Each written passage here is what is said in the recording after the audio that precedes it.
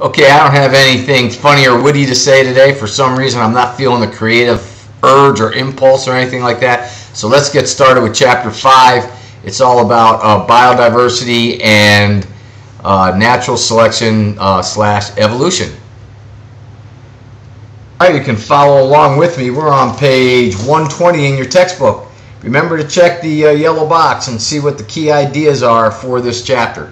There are some definitional terms that you've never had before that you're going to have to become accustomed to, so I'll point those out as we go. First of all, it's important for us to understand that when we talk about biodiversity, we can talk about it at three different levels. First, of course, we can talk about it at the ecosystem level. How many different species are there in an ecosystem tells us something about its diversity, and you're going to see a couple of measurements when we talk about ecosystem diversity coming up. And then we have species diversity, and of course that's just that's getting into individual species in an area and how many of them are there. So that's very similar to ecosystem diversity, except when we talk about ecosystem diversity, remember we're also talking about the abiotic factors in the area. You know, things like weather, things like the water, the soil, the rocks, the air quality, stuff like that. And then when we go from a species down to individual organisms, we can talk about genetic diversity. Let me go ahead and get that.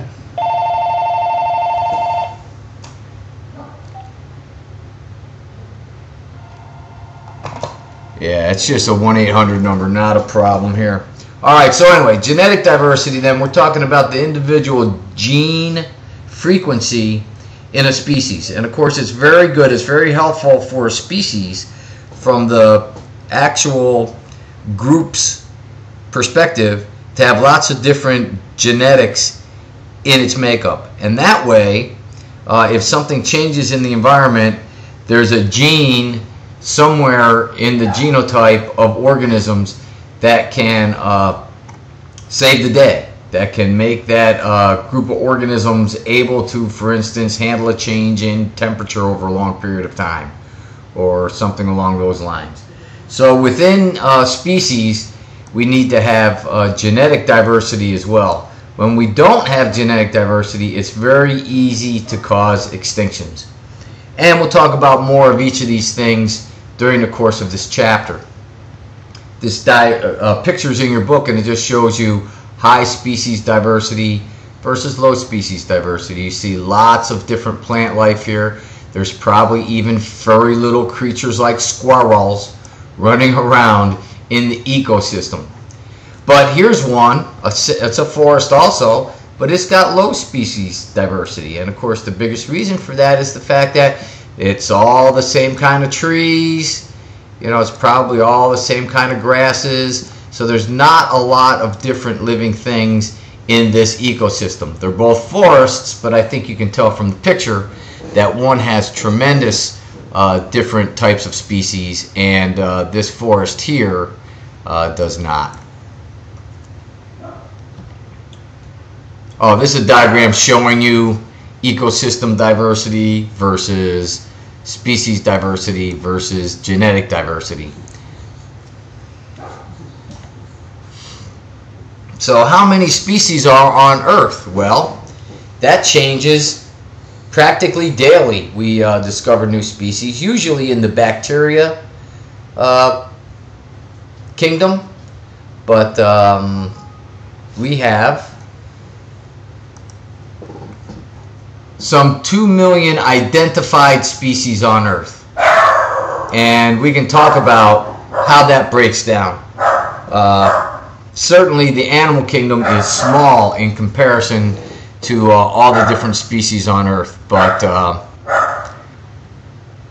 well, other than the insects, of course. So we'll talk about that. But what I want to show you here with this diagram is if you estimated or used a clock, a 24-hour clock, to put the whole amount of time that Earth has been on this planet, that Earth has existed. You can see I'm quite distracted here so far with this video.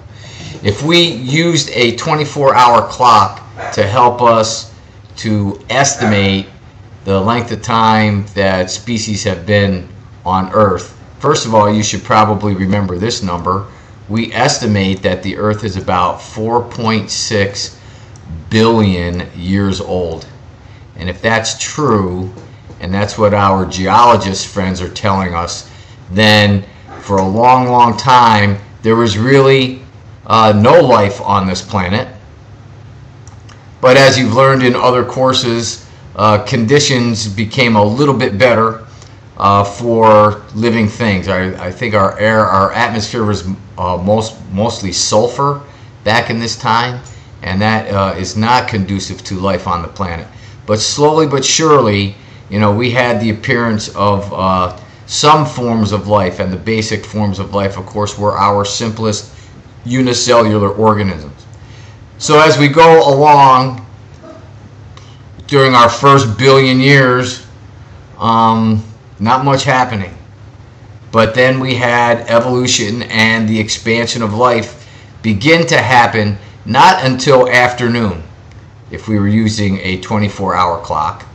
And then we can see we have some plant fossils that tell us that plants were around, and that would have been you know, about 5 p.m. And then we had the fossil record of the first animals showing up about 6 p.m. And anyway, we have, as you go over this time frame, I think the most important thing for us to see, here's the amphibians, and then the reptiles, and then the mammals. But when it comes to humans on Earth, we would have showed up about 2 seconds before midnight. So a whole lot of history has happened on planet Earth way before any Homo sapiens were discovered on the planet. So this 2 million species varies over, obviously, all the time. Species are disappearing, becoming extinct, and new species are being found. Right now we're at about 2 million. Scientists believe that there's probably 5 or 6 million species on the planet. But since we haven't been everywhere, we haven't been to the bottom of every ocean, we haven't been to the deepest, darkest jungles yet, that there are probably species of plant, animal, bacteria, protista, fungi. There's probably species out there that we haven't even discovered yet. Okay, here are the terms that you need from this video that's a little bit different. There are 2 different terms. It's called species richness and species evenness. And again, this is something that we can measure. In fact, we're going to do an activity in class that you're going to get a chance to measure. Richness and evenness. So let's address richness first. The definition of species richness is simply the number of different species that are represented in an ecosystem. So you can see in this picture here, in both of these ecosystems, they have the same number of species present. There are 4, A, B, C, and D. So there's pretty good species richness here. 4 different species of trees. But there's not a lot of species evenness over here. Evenness isn't just about how many different species that there are, but it is also about whether a particular ecosystem is numerically dominated by one species. So it's sort of like spreading the different numbers of organisms across the ecosystem. Are they pretty even throughout these 4 species? In this community number 1, you can see they've done the math for you. There are 25% of each of the 4 species is represented by each individual species. So it's perfectly even. That's an evenness of 1.0. That's a fantastic species evenness because it's exactly perfectly divided amongst the 4 species. In community 2, that's not the case. One species, species A, is dominant over the other species. Yes, there are some bees. Here's the bees. There's 2 of them. Yes, there are some of species C. Species C is the blue. All right, so there's 2 of those. And there's 2 species D, the little scrubs. But you can see that most of the species, most of the individual organisms in this ecosystem belong to species A. And they're all right here. So this has the same amount of species richness. Both these communities have the same amount of species richness.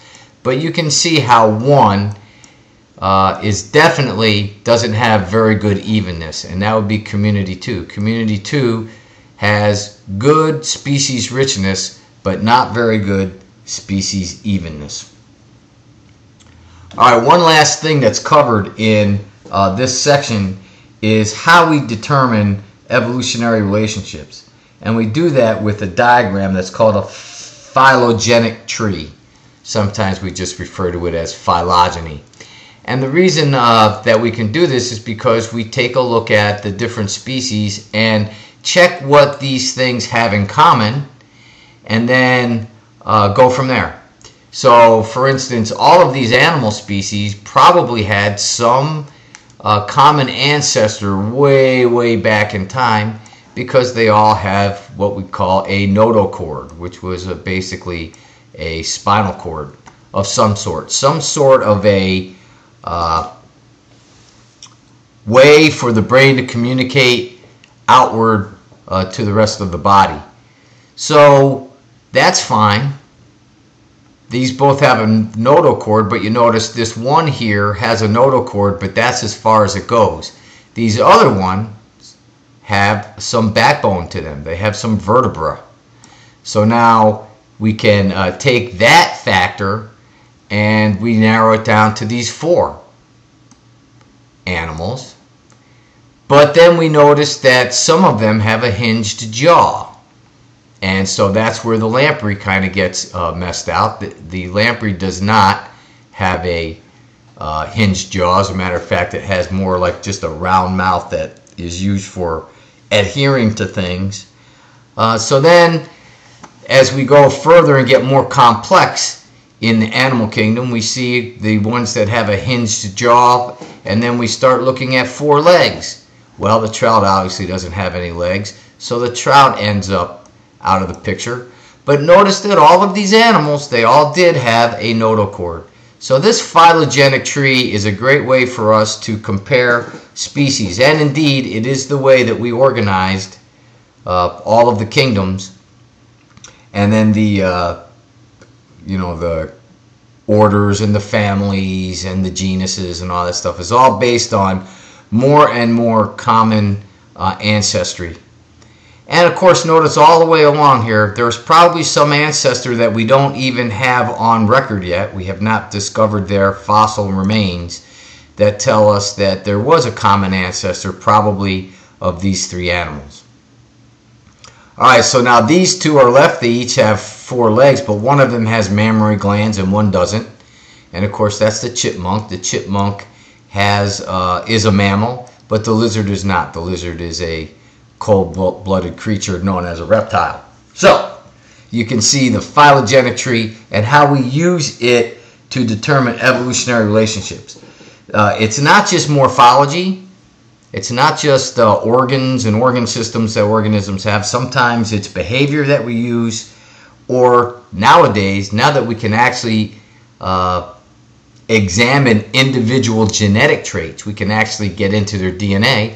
We can tell that species that have more of their genetic code in common are more closely related.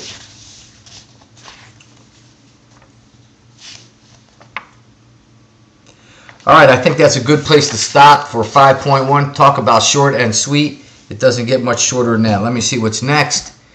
Yes, that's where I want to stop for this video. So, you're off the hook already. I'll see you in class tomorrow. You want to talk about species richness and species evenness. We're going to go out into the parking lot and figure out how to do the calculations. There are actually mathematical calculations that are used to calculate species evenness and species richness. Bye for now.